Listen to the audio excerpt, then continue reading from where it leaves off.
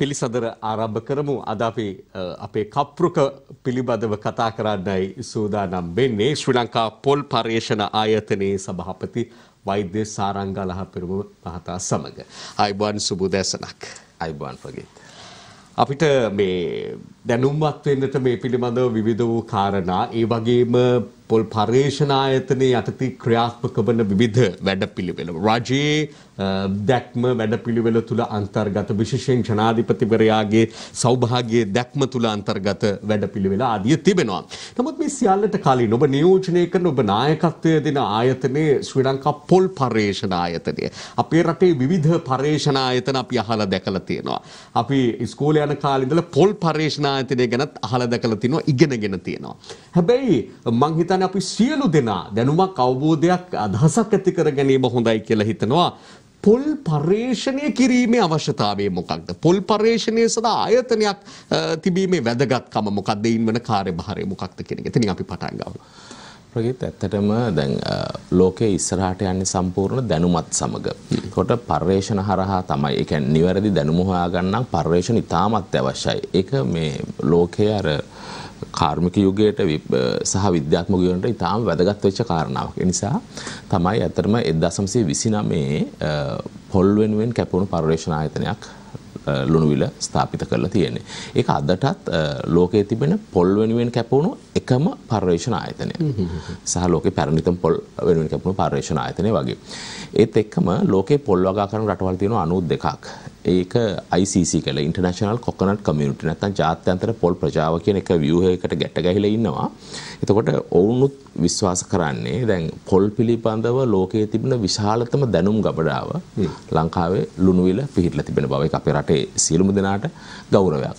ඇත්තටම පොල් පිළිබඳව එහෙම දිගු කාලීනව පර්යේෂණ කරන්න සැලසුම් කරපු නිසා, ඊට පස්සේ රජයවන් විසින් ඒක සඳහා සහයෝගය දීපු නිසා අද අපේ රටේ පොල් පරිභෝජනය පමණක් සඳහා නෙවෙයි, අපනයනය සඳහාත් විශාල වශයෙන් යොමු වෙලා තියෙනවා. එතකොට කිසිම වෙලාවක අපේ රටට පොල් ආනයනය කරන්න සිදු වෙන්නේ නැහැ තත්ත්වයට පත් වෙලා තියෙනවා. නමුත් අපි දකිනවා වරින් වර හාල් ආනයනය කරන්න වෙනවා, එළවලු වර්ග ආනයනය කරනවා, මස් මාළු ආනයනය කරනවා. නමුත් පොල් වලට එහෙම දෙයක් නොවෙන්නේ ඇත්තටම විද්‍යාත්මකව මේ දිහා බලලා කරුණාකාරණා අවබෝධ කරගෙන නිවැරදිව මේ කාලගුණික දේශගුණික තත්වයන්ට, පාංශු තත්වයන්ට ගැලපෙන්න අවශ්‍ය අලුත් ප්‍රභේද හඳුන්වා දෙන නිසා. ඒතකොට අන්න වගේ සුවිශාල කාරණා ගණනාවක් නිසා. නැත්තම් බොහෝ විට දැන් උදාහරණයක් විදිහට 1940 50 විතරනකොට අපේ රටේ පොල් ගහක සාමාන්‍ය අස්වැන්න ගෙඩිය 20ක් විතර. අද ඒක 50කට විතර වැඩි වෙලා තියෙනවා. ඇත්තට මේ ප්‍රතිඵල තමයි අපේ ආයු අපේක්ෂාව වගේ 1940 විතර බැලුවොත් ආයු අපේක්ෂාව තිබිලා තියෙන්නේ වසර 40ක් විතර. සෞඛ්‍යංශ වල දියුණුව නිසා අද වෙනකොට 80කට ආසන්නලා තියෙනවා. ඒ වගේ පොල් පර්යේෂණ ආයතනයත් රටේ පොල් වගාව පිළිබඳ ඒ වගේ දැවැන්ත සුවිශේෂී කාර්යභාරයන් ගණනාවක් ඉටු කරලා තියෙනවා. ඒත් එක්කම ලංකාවේ වී වගාවට පස්සේ දෙවනියට ව්‍යාප්ත වෙලා තියෙන වගාව භූමියක් විදිහට ගත්තම පොල් වගාව සහ තේ, පොල්, රබර්, එතකොට අනිකුත් සුළු අපනයන භෝගයන්, කුරුඳු, ගම්මිරිස් වගේ ඒවා ගත්තට පස්සේ වැඩිම පිරිසක් අතර බෙදලා ගිහලා තියෙන වගාවත් පොල් තමයි. ඒකට හේතුව තමයි අතන පොල් පර්යේෂණ ආයතනය හරහා වගා කරන්න පුළුවන් කලාප හඳුනා ගන්නවා වගේම වගා කළ නොහැකි කලාපවල පාංශු තත්ත්වයන් වගා කළ හැකි තත්ත්වයට පත් කරන්නට අවශ්‍ය පර්යේෂණ සහ විවිධ නිර්දේශයන් පොල් පර්යේෂණ හරහා ඉදිරිපත් වෙලා තියෙනවා.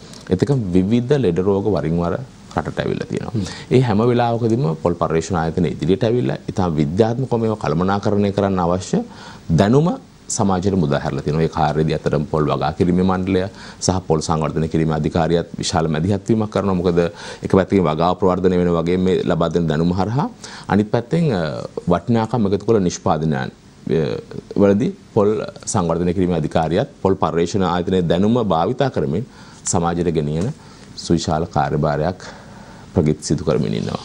ඒ ශ්‍රී ලංකා පොල් පර්යේෂණ ආයතනය පිළිබඳව හැඳින්වීමක් සහ පොල් පර්යේෂණ සිදු කිරීමේ වැදගත්කම පිළිබඳව සභාපතිවරයා විදිහට වෛද්‍ය සාරංග ලහපෙරුම මහතාගේ පැහැදිලි කිරීම, බොහොම පැහැදිලි අදහසක් අපිට ලබා ගන්න පුළුවන් වුණා. සහ ඒ තුළ ගැප් වෙලා තිබුණ ඊටම වැදගත් කාරණා කිහිපයක් මේ පර්යේෂණ ආයතනයේ තිබෙන විශේෂත්වය ලෝකය හා සැසඳීමේදී අපි අහලා දැකලා තියෙන තවත් කාරණාවක් තමයි සභාපතිතුමනි, ලෝකයේ තව රටවල පොල් තිබුණට හොඳම ගුණාත්මක පොල් තිබෙන්නේ හොඳම පළදාව ගන්න පුළුවන් පොල් තියෙන්නේ අපේ රටේ කියන එක. එහෙමත් තියෙද්දි ප්‍රශ්න කරනවා ඊළඟට ඒ වයින් අපි හරි ප්‍රයෝජන ගන්නවද? ඒකෙන් අපි විදේශ වෙළඳපොළ අපේට නතු කරගන්න කටයුතු කරලා තියෙනවද? සහ දේශීය පොල් මේ පාරිභෝගිකයට දේශීයව ගත්තොත් එහෙම පොල් කොච්චර ගණන් වලට අද ගන්න වෙලා තියෙනවද? මොනවද අපි කරලා තියෙන්නේ කියලා ප්‍රශ්න කරන කාරණා. ඒවට යම් යම් පිළිතුරු මේ තුල ලැබෙවි. ඒ සමගම සෞභාග්‍යයේ කප්රුක වැඩසටහන දැන් මේ මොහොතේ ක්‍රියාත්මක වෙන සුවිශේෂ වැඩසටහනක් ඔබ යටතේ. අපි ඒ ගැන සඳහන් කරමු දැන්. ප්‍රගීත් ඇත්තටම අතිගරු ජනාධිපතිතුමන්ගේ සෞභාග්‍යයේ දැක්ම ඇතුලේ මේ වැවිලි කර්මාන්තය වගේම පොල් කර්මාන්තයට සුවිශේෂී ඉඩක් ලබා දීලා තියෙනවා. ඒක ඇතුලේ අපේ සෞභාග්‍ය කප්රුක ඔබ සඳහන් කළා වගේ සුවිශේෂී වැඩසටහනක් ගරු අමාත්‍යතුමාලගේ උපදේශකදියත් කළා. අපේ විශේෂ භාර අමාත්‍ය විදියට රමේෂ් පතිර නැමතුමා කටයුතු කරනවා. රාජ්‍ය අමාත්‍යවරයා විදියට අරුන්දික ප්‍රනාන්දු නැමතුමා කටයුතු කරනවා. ඔවුන්ගේ නායකත්වයෙන් අපි සෞභාග්‍ය කප්රුක අපේ අරමුණ තමයි 20යි 23 ඉවරනකොට. ඒ කියන්නේ අද ඉඳන් හරියට මාස 23කින් ලංකාවේ අංක 1 අපනයන ආදායම ගෙනන භෝගයේ බවට පත් කර ගැනීම. ඒක තමයි අපේ විෂන් එක බවට අපි පත් කරගෙන තියෙන්නේ. ඒ කියන්නේ අපි දන්න කාලේ ඉඳලම අපේ අපනයන වල ආදායම් බැලුවට පස්සේ තේ, රබර්, පොල් විදියට තමයි තිබුණේ. ඔබත් මමත් ඉගෙන ගන්නකොට අපේ ඊට පෙර පරම්පරාව ඉගෙන ගන්නකොට පාසල් පොත්වල තිබුණේ යථාර්ථයත් මේක. නමුත් අපි විශ්වාස කරනවා මේ වැඩසටහන හරහා අපිට හැකියාව ලැබෙනවා කියලා. මේ අපි ඔබ කිව්වේ පොල් පර්යේෂණ ආයතනය එකතු කරලා තියෙන දැනුම හරහා මේක සමාජයට මුදා හැරියම අපි විශ්වාස කරනවා 20 වෙනකොට අංක 1 අපනයන භෝගය බවට පත් කරගන්න. අපේ ඉලක්කය තමයි ඩොලර් මිලියන 1500කට මේක යන්න දේශීය පොල් අවශ්‍යතාවය සපුරන ගමන්. කියන්නේ ප්‍රගීත් අපේ රටේ ජනතාවගේ මේද අවශ්‍යතාවයෙන් 70%ක්ම සපුරන්නේ පොල් විසින්. ශක්තිය අවශ්‍යතාවය දෙවනුවට බත් වලට පස්සේ 15%ක්ම සපුරන්නේ පොල් මගින්. ප්‍රෝටීන් අවශ්‍යතාවයෙන් 5%ක් පොල් මගින් සපුරනවා. ඒ සැපරීම ඒ මට්ටමෙම තියාගෙන අපි මේ අපනයන ඉලක්ක වලට යන්න සූදානම් වෙලා තියෙනවා. ඒ කියන්නේ අපි දන්නවා ඔබත් දන්නවා අපි සියලු දෙනාම මේ වී වෙන්න පුළුවන්, එළවලු වෙන්න පුළුවන්, වෙන වගාවක් වෙන්න පුළුවන්. ඒ තරම් ඉක්මනින් පොල් ගහෙන් පළදාවක් ලබන්න බෑ. හොඳ පළදාවක් ලබන්න අවුරුදු 5ක් 7ක් 10ක් විතර යනවා. නමුත් අවුරුදු 2කින් මේක කරන්නේ කොහොමද කියන කාරණේන්න පුළුවන්. අපි සෞභාග්‍ය කප්රුක ඇතුලේ ඒක විධිමත්ව විශ්ලේෂණය කළා තමයි මේ ප්‍රවේශය ගත්තේ. ඇත්තටම අපේ රටේ දැනට පොල් ගෙඩි මිලියන 3000ක් විතර වාර්ෂිකව නිෂ්පාදනය වෙනවා. එයින් 70%ක් පමණ එහෙමත් නැත්නම් මිලියන 1800ක් පමණ ගෘහස්ත වශයෙන් පරිභෝජන වෙන ආහාර සඳහා පොල් තෙල් වලට ගන්න ප්‍රමාණය ඇරෙන්න. ඒතොර ඉතුරු මිලියන 1200ක් විතර කර්මාන්තයට යොමු වෙනවා. එයින් 200ක් විතරයි දේශීයව තියෙන පොල් තෙල් සඳහා දේශීය භාවිතා කරන ටිකට වැය වෙනවා. ඒතර පොල් ගෙඩි මිලියන 1000ක් විතර තමයි අපි අපනයන කර්මාන්තයට යොමු කරන්නේ. අපේ අදහස තමයි ඒක අපි මේ සැලසුම හදනකොට ඇත්තටම පසුගිය වසරේ මැද එතකොට 2020 වසරේ අපිට තිබුණ අපනයන ආදායම ඩොලර් මිලියන 661ක්. අපි අදහස් කළේ ඒක දෙගුණයක් කරගන්න. එතකොට දැන් ඒකේ ප්‍රතිඵලයක් විදිහට මේ වසරේ කියන්නේ 2021 වසරේ ඩොලර් මිලියන 834.1කට ඇවිල්ලා තියෙනවා. ඊටාම සාර්ථක තැනකට. අපි අදහස් කරන්නේ තව කර්මාන්තයට තව පොල් ගෙඩි බිලියන් එකක් අමතරව දෙන්න. දැන් මිලියන 1000ක් යනවා කියන්නේ බිලියන් එකක්. තව බිලියන් එකක් අමතරව දෙන්න. දැන් ඔබත් අපත් විශ්වාස කරන්නේ කොහොමද මේක දෙන්නේ කියලා. ඒ නිසා අපි කිව්වාගේ පොල් වගා කරලා මේ දේ කරගන්න බෑනේ. ඉතින් අපි පළමු එක තමයි ගෘහස්ත වශයෙන් සිදුවෙන සුවිශාල නාස්තියක්. අපි නොදැනුවත්ව ඒක අවම කර ගැනීම. දෙක තමයි රෝග සහ පලිබෝධ වලින් සිදුවන හානිය අවම කර ගැනීම. තුන තමයි පොල් ගහේ ඵලදාව වැඩි කර ගැනීම කියන ක්‍රම වලින් යන්නේ. දැන් මුලින්ම ගෘහස්ත හානිය ගෘහස්ත නාස්තිය ගැන කතා කරලා අපි දකින්නේ. සමහර දැන් ඔබ මේ කරන පැහැදිලි කිරීම වලට අදාළ රූපරාමු වීඩියෝ පටයක් අපිට මේ සමගම ඔබට ප්‍රදර්ශනය කරන්න පුළුවන්. අපිට දකින්න පුළුවන්. ඒ වැදගත් අදහස් ගොඩක් ගැබ් වෙනවා. ඒතර අපි කතා කරගෙන යමු. අපේ ප්‍රගීත් ඔබත් මමත් නොදැනුවත් අපේ ගෘහස්තව ගෙවල් වල පාවිච්චි කරන අපි කියන පොල් ගෙඩි මිලියන 1800ක් පාවිච්චි කරනකොට ඒ කියන්නේ අපේ නිෂ්පාදනයේ 70%ක්ම එයින් 30%කට වඩා වැඩි ප්‍රමාණයක් අපත යනවා. ඒ අපි නොදැනුවත් එකක් තමයි විවිධ මිත්‍යා මත නිසා අපි පොල් ගොඩක් වෙලාවට බ්ලෙන්ඩර් කරන්නේ නැහැ. අපේ රටේ බ්ලෙන්ඩර්ස් තියෙන පිරිසෙනුත් 150යි බ්ලෙන්ඩර් කරලා භාවිත කරන්නේ මොකද පොල් බ්ලෙන්ඩර් කරාම කොලෙස්ටරෝල් හැදෙනවා කියලා. ඒ කියන්නේ ලෝකේ කිසිම ඒක සම්පූර්ණ මිත්‍යාවක්. ලෝකේ කිසිම ශාකයක කොලෙස්ටරෝල් නැහැ. ඒතර පොල් වලත් කොලෙස්ටරෝල් කිසිම විදිහක නැහැ. අතින් මිරිකුවම කොලෙස්ටරෝල් නැති වෙන්නයි බ්ලෙන්ඩර් කරාම කොලෙස්ටරෝල් එන්නයි නම් ඒ බ්ලෙන්ඩර් එක කියන මැෂින් එක ඇතුලේ අවසාන වශයෙන් සඳහන් කරමින් හිටි පොල් කිරි පිළිබඳව තියෙන දුර්මත පිළිබඳව. දුර්මතය ප්‍රගින්.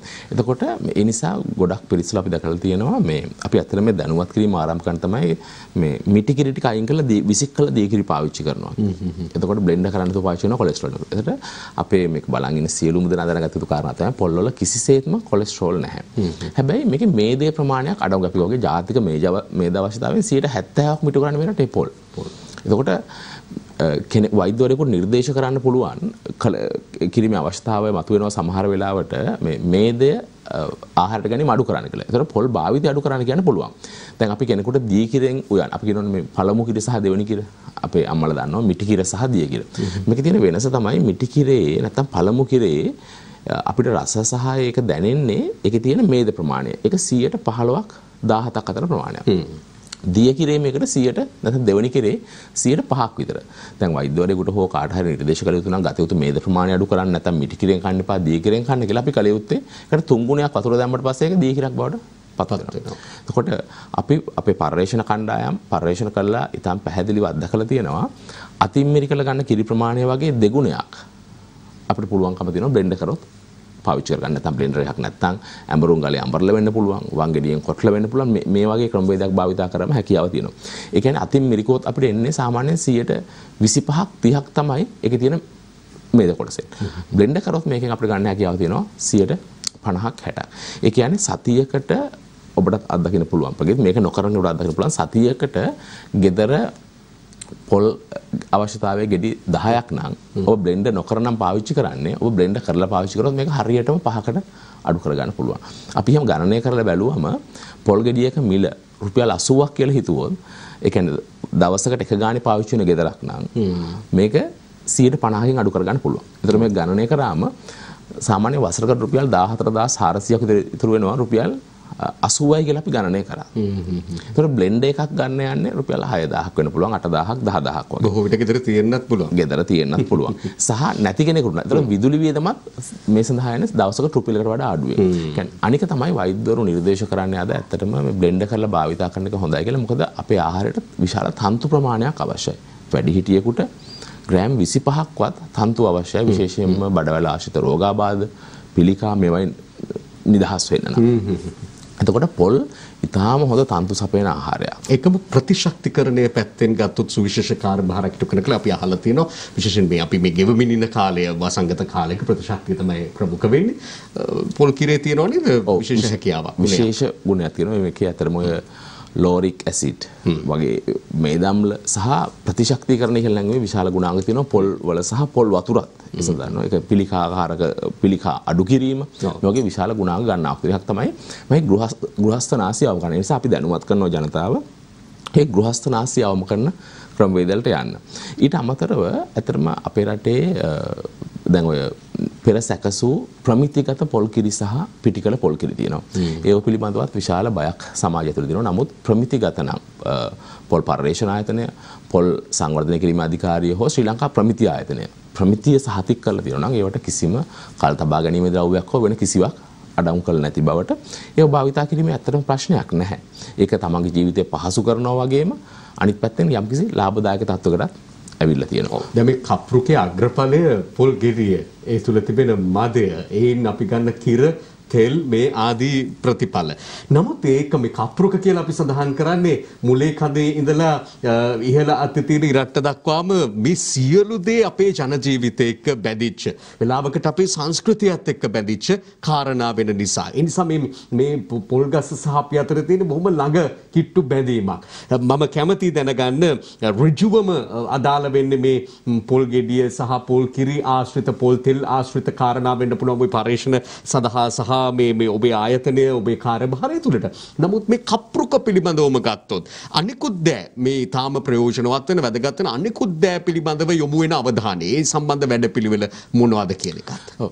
ඇත්තටම මේක ඇතුලේ දැන් උදාහරණයක් විදිහට ගත්තොත් ප්‍රගීත් අපනයන ආදායමෙන් ගත්තොත් පොල් මදාශ්‍රිත ඔබ සඳහන් කරපු පොල් කිරි මදාශ්‍රිත අපනයනයේ ඒ සම්මස්ත අපනයනෙන් 3න් එකක්ම පොල් එලි සහ පොල් කටු නැත්නම් අඟුරු ආශ්‍රිත වෙන්නේ. ඒක ලෝකේ තාම ඉහළ ඉල්ලුමක් තියෙනවා. දැන් පොල් එල්ලකට රුපියල් 6ක විතර අවම මිලක් නියම වෙලා තියෙනවා.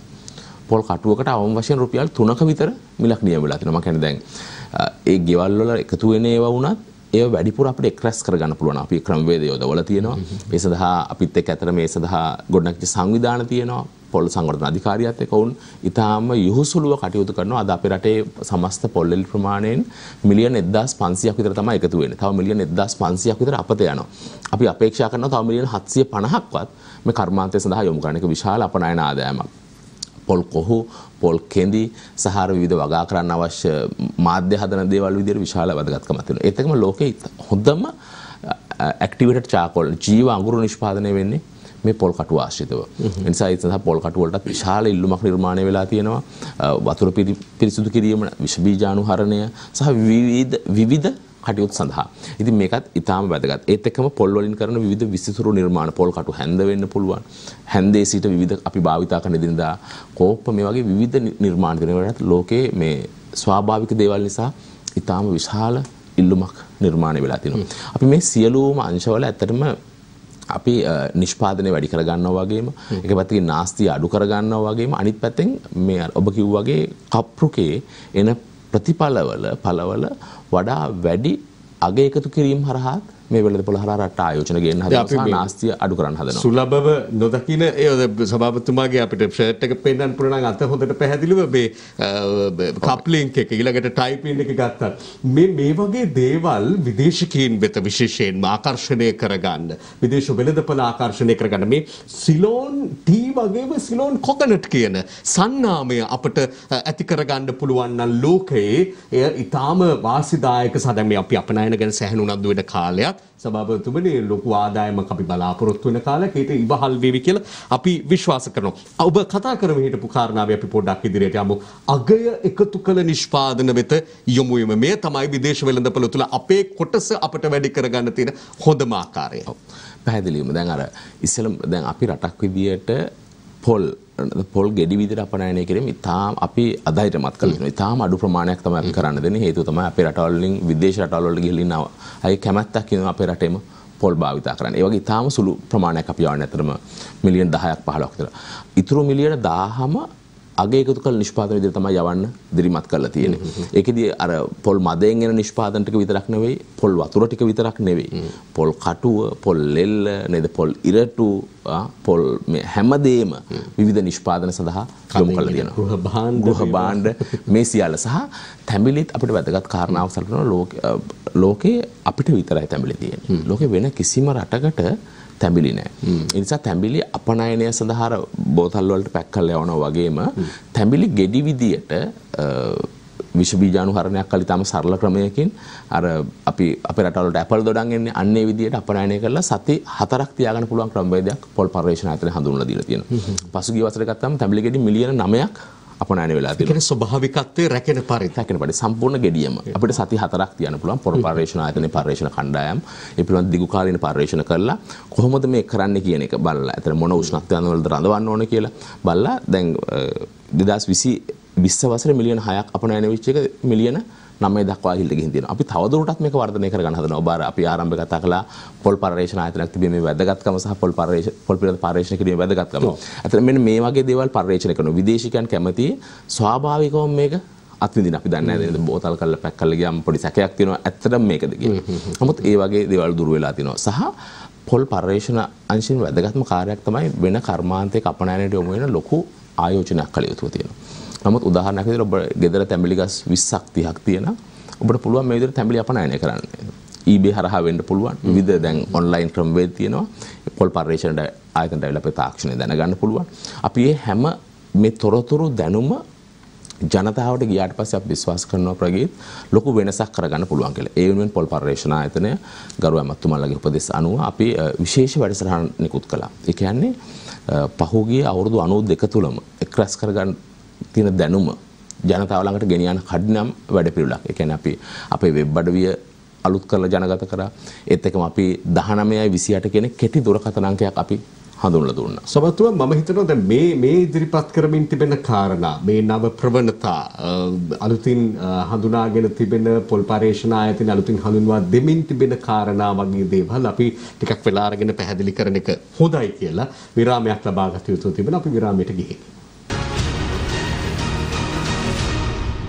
අද අද පිළිසඳර ශ්‍රී ලංකා පොල් පර්යේෂණ ආයතනයේ සභාපති වෛද්‍ය සාරංගලහ පෙරමු මහතා සමග අපි අවසාන වශයෙන් ඉදිරිපත් කරමින් සිටි කාරණා පොල් පර්යේෂණ ආයතනය මගින් සිදු කරමින් තිබෙන නව සොයා ගැනීම් කටයුතු ඊළඟට අධ්‍යයනයන් පර්යේෂණ මේ ආදිවල ප්‍රතිඵල එක්ක ඔබට ලැබෙන දෑ පිළිබඳව විශේෂයෙන්ම දැනුම ලබා දීම තමයි ප්‍රමුඛ කාරණාව වෙන්නේ. එතකොට මේ ඔබතුමා සඳහන් කරමින් හිටියේ දැනුම ජනගත කරන්න දියත් කරමින් තිබෙන වැඩපිළිවෙල. අපි ඒකට කියමු. ඇත්තටම එන අපි 1928 කියන කෙටි දුරකථන අංකයක් හඳුන්වා දුන්නා කප්පුක තොරතුරු සේවය කියලා. මේ අංකයට ඇමතුවට පස්සේ පොල් පර්යේෂණ ආයතනය, පොල් වගා කිරීමේ මණ්ඩලය සහ පොල් සංවර්ධනය කිරීමේ අධිකාරිය කියන අංක තුනටම සම්බන්ධ වෙන පහසුකම අපි දීලා තියෙනවා. ඊට අමතරව අපි ඉතිහාසයේ පළවෙනි වතාවට අපි හඳුන්වා දුන්නා WhatsApp අංකයක්. 070යි 400යි 1928 කියලා. ඒකේ අදහස තමයි අතර මේ අපි දකින්නේ අවස්ථාවේ ඒ හඳුන්වා දීමේ අවස්ථාව වෙබ් අඩුවේ ජනගත කිරීම ගරු රමේෂ් පතිරණවත්තුමා සහ අරුන්දික ප්‍රනාන්දු ඇමතුමාත් එක්ක. එතකොට අපිට දැන් හිතනවා ගහක රෝගයක් අපිට එක සැරේට වචනෙන් පැහැදිලි කරාම අඳුර ගන්න අමාරුයි. රෝග ලක්ෂණ කියන්න අමාරුයි. අපිට ඒකේ WhatsApp පින්තූරයක් අරගෙන එව්වොත් අපේ පැත්තේ සයන්ටිස්ලා පර්යේෂණ කණ්ඩායම එක එවෙලෙම රෝග විනිශ්චය කරලා කලියුතු ප්‍රතිකාර පිළිබඳ දැනුවත් කරනවා. ඒකේ යම් අපහසුයක් තියෙනවා ඒ ප්‍රදේශයට සම්බන්ධලා ඉන්න පොල් සංවර්ධනය කිරීමේ නිලධාරියා අපි ඒ සඳහා යොමු කරනවා.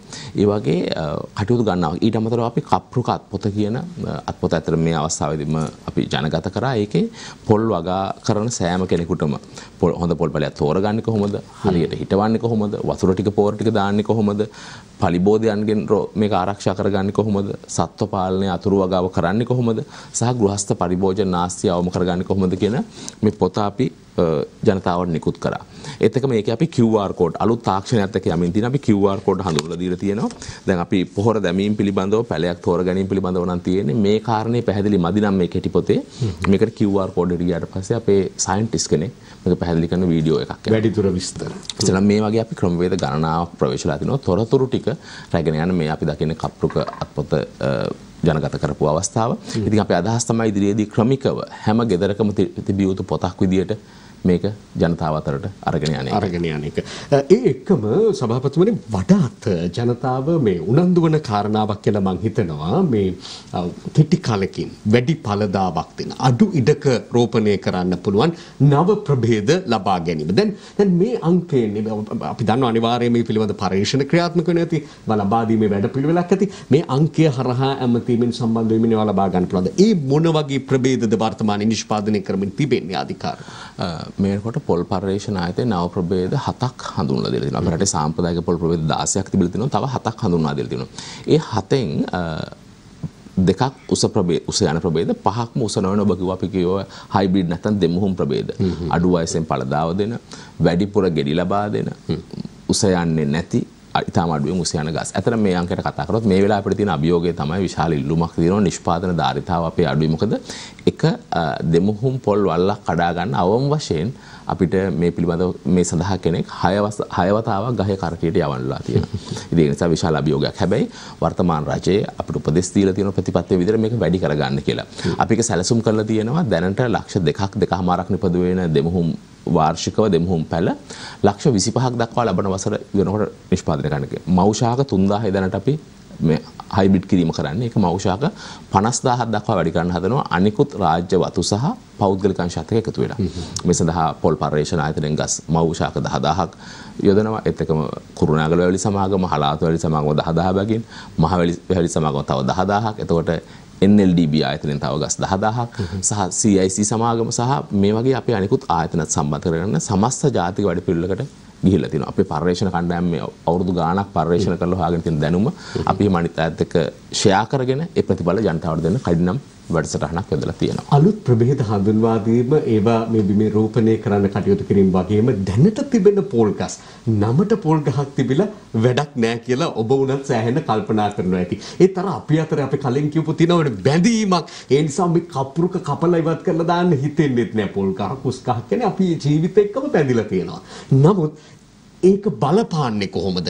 නමට ගස් තිබිලා වැඩක් නැහැ කියලා මමත් කියවනේ. ඒතකොට මේක බලපාන්නේ කොහොමද? ඒ වෙනුවෙන් කොහොමද අවධානය යොමු කරලා තියෙන්නේ? ඇත්තටම අර අපේ අංකකේ අපනයන භෝගේ බවට පත් කරනත් අපි කැම්පේන් එකකුත් ගෙනල්ලා තිනවා පොල් වල්ලකට එක ගෙඩියක් වැඩි කරගමු කියලා. එතකොට අපේ රටේ පොල් ගස් මිලියන 60ක් තියෙනවා. මේක වාර්ෂිකව මිලියන 500ක් 600ක් අපිට වැඩි කරගන්න හැකියාව තිබෙනවා.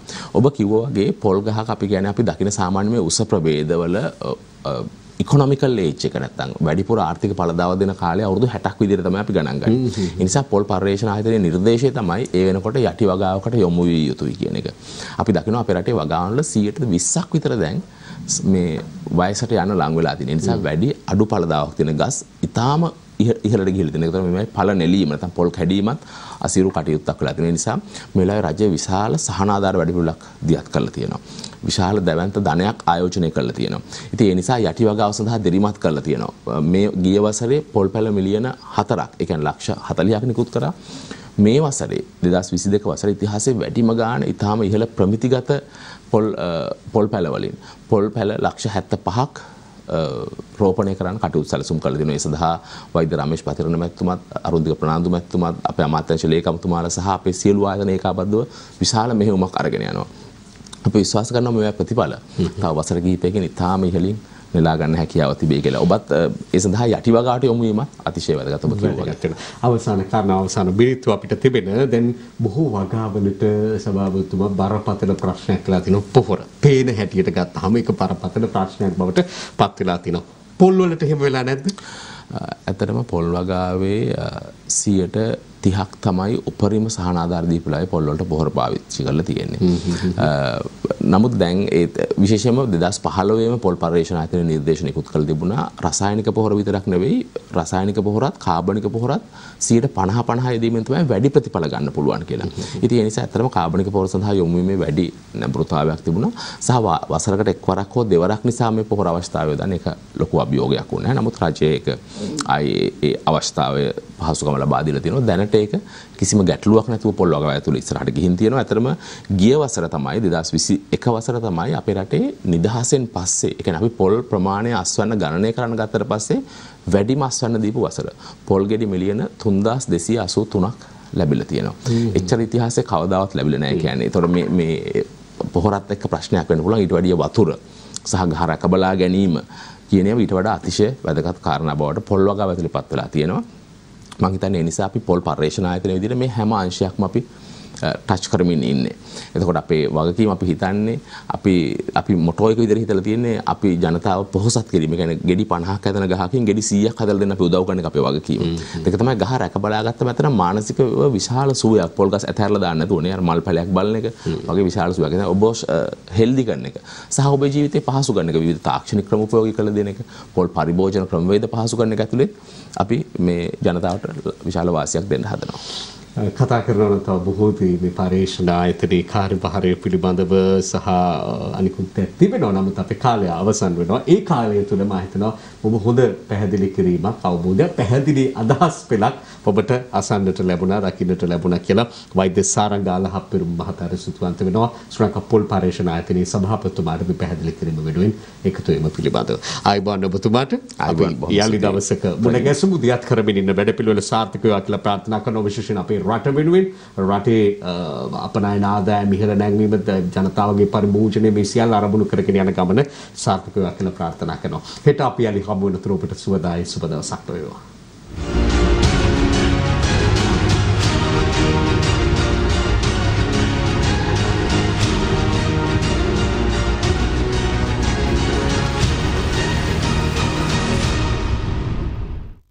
දිනපතා අලුත් වීඩියෝ සහ ප්‍රවෘත්ති නැරඹීමට ඉහත බටන් එක ක්ලික් කර සියත TV සබ්ස්ක්‍රයිබ් කරන්න.